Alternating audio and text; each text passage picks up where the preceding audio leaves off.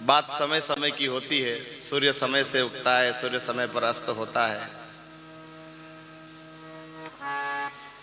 त्योहार समय पर आते हैं, चले जाते हैं। होली होली के दिन ही होती है। दिवाली के दिन अगर कोई होली का रंग लगाए तो।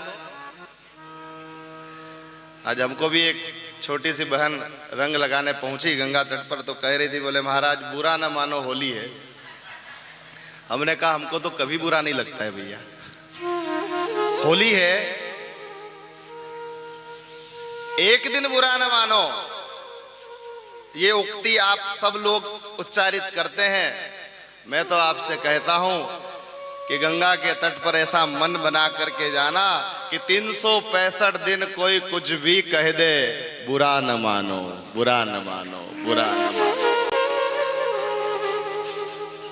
कोई गाली भी दे दे तो हमें क्या, उसका मुंह बिगड़ा। कोई हमारी पीठ पीछे बुराई भी कर दे, हम लोगों को खूब अनुभव होते हैं ये। बोले महाराज आप उसको इतना महत्व देते हैं पर पीछे से वो ऐसे बोलता है। मैंने कहा उसने ऐसा बोला, तूने सुना, मुझे कहने की क्या जरूरत पड़ गई थी। मेरा जो भाव उसके प्रति वो ऐसा बना रहे, हमें क्या फर्क लगता है, कोई कुछ भी कहे, कहने दो।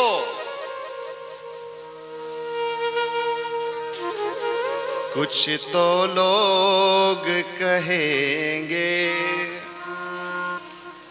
लोगों का काम है कहना। छोड़ो बेकार की बातों में, कहीं बीत न जाए रहना। कुछ तो लोग कहेंगे। भैया कहना काम लोगों का है तो कहने दो, अपने बुरा न मानो।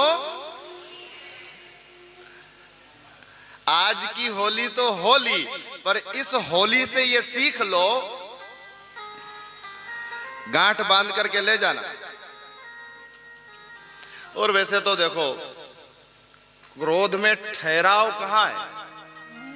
आपको जब क्रोध आता है तो उसमें ठहराव थोड़ी, अगर ठहराव हो जावे तो क्रोध आवे ही नहीं।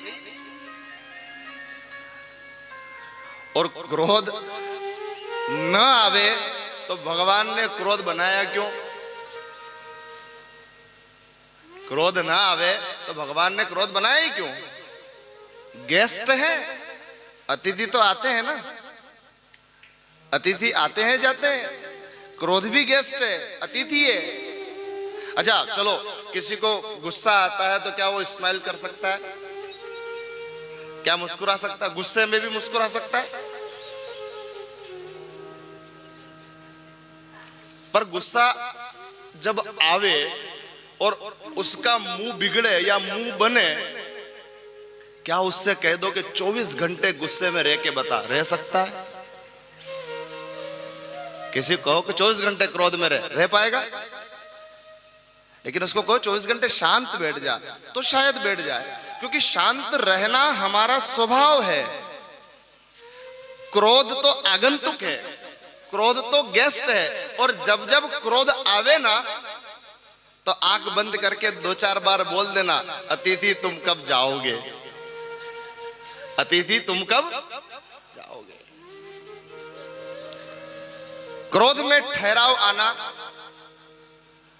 असंभव नहीं है, मुश्किल जरूर है।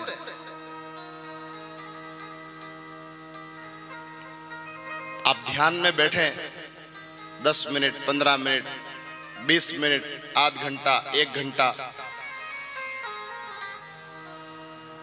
वो मौन, वो ध्यान, वो शांति, वो ठहराव है। और प्रार्थना करें प्रभु से कि जो आज हमने 10 मिनट 20 मिनट ध्यान किया, वो जो ठहराव आया, वो ठहराव उसको छोड़ना नहीं है। उस ठहराव के साथ बने अगर रह गए तो जितने भी विकार हैं, उन विकारों पर धीरे धीरे आप विजय को प्राप्त कर लेंगे। उन विकारों से आप जीत जाओगे, उन विकारों से आप आगे निकल जाओगे। क्रोध में ठहराव, काम में ठहराव। और सरल शब्दों में कह दूं तो जैसे हो, जैसे दिखते हो ना लोगों को, ऐसे बन जाओ, बस कुछ नहीं करना। जैसा हम दिख रहे हैं, जैसा दिखाना चाहते हैं। कोई घर पर अतिथि आवे तो कैसे खड़े हो जाते? घर के लोग हो तो भी ऐसे खड़े रहो। कैसे स्माइल करते हो? भले घर में झगड़ा हो ना, हम पहुंच जाए, अरे पंडित जी आ गए, चलो ये आए, इतनी देर के लिए टाइम प्लीज, इतनी देर के लिए झगड़ा खत्म, ये जाएंगे। और फिर तो वो जो ठहराव की स्थिति है वो सत्संग से अनुभव में आती है, वो कथा से अनुभव में आती है। खाली झंडा लगा लेने से, खाली नारा लगा देने से धर्म की स्थापना नहीं होती है। धर्म की स्थापना अगर करनी है तो हर घर के अंदर रामचरितमानस गीता का पारायण शुरू करना पड़ेगा, हर घर के अंदर रामचरितमानस को जीना पड़ेगा, तब कहीं जाकर धर्म की स्थापना होगी।